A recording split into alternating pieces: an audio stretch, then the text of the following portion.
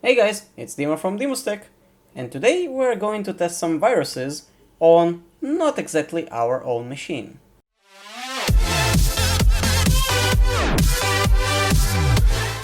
So what I meant is actually installing a Windows Sandbox, and Microsoft for quite some time now allows us to do that. So before we begin, a few requirements. You do need to have Windows 10 professional version 1903 or newer. Your computer has to support virtualization, and the easiest way to check if your virtualization is on or off is going to Task Manager, to the Performance, and here you can see virtualization enabled. If this is not the case for your computer, you should go to your BIOS and check if you can enable it. Please note that every computer is different and it will be very hard to tell if your computer supports it, so you might need to check it with your manufacturer.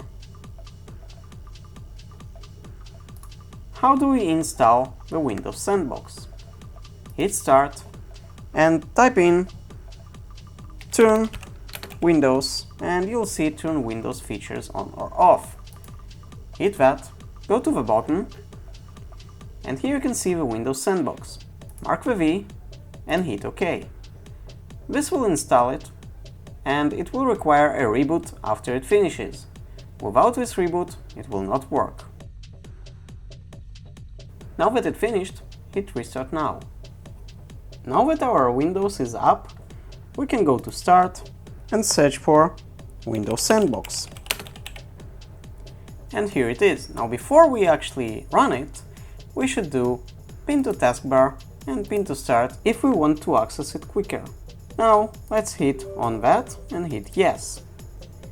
Keep in mind that the first boot will take much longer since it's unpacking all the image and everything that is required. It's basically running another Windows machine inside your Windows machine.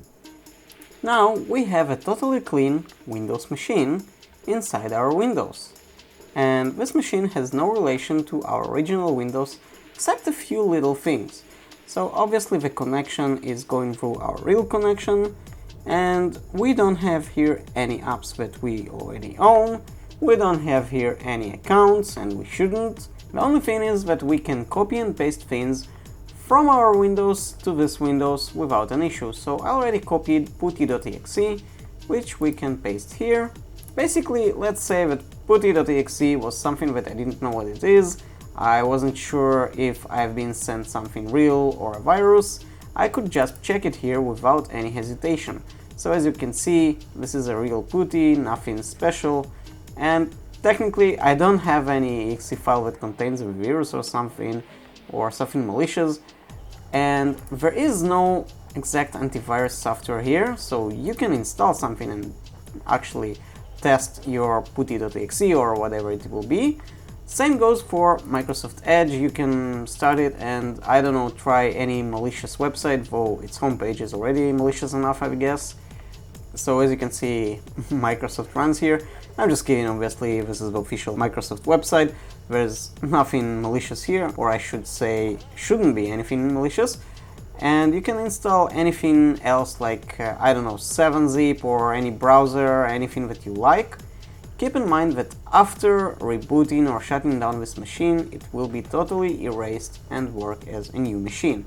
So basically it will forget everything.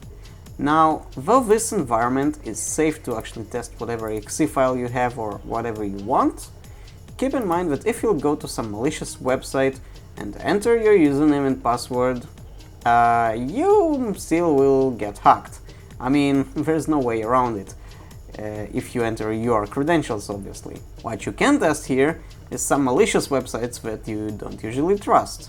Another option is if you want a totally incognito surfing, this is it. It can't get any better here, except keep in mind that the IP is the same IP, so you still might want to mask it with some VPN or something. But in short, you do have here a full working Windows machine, and you should have here pretty much everything you need.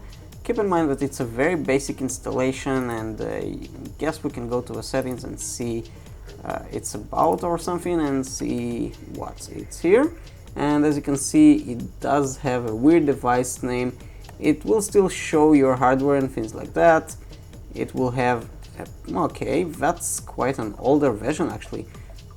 And it's for some reason Windows 10 Enterprise. Keep in mind, guys, that my real machine is Windows 10 Pro and 1909, so that's kind of weird, but okay.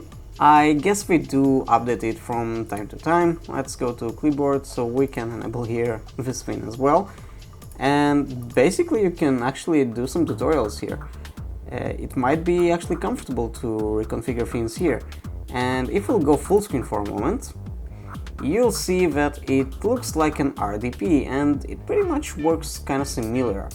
And this thing is constant, it's pinned here, as you can see. So that's quite good, so you won't actually think that you are in your original system accidentally, and you won't try to test something that you shouldn't here.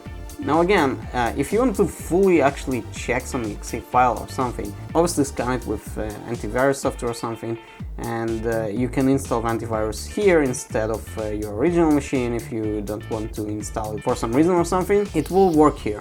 But again, keep in mind that after shutting this down, and we can shut it down here or we can just hit X here, it will tell you that it will erase everything permanently and it will be lost. So everything you do here will be lost.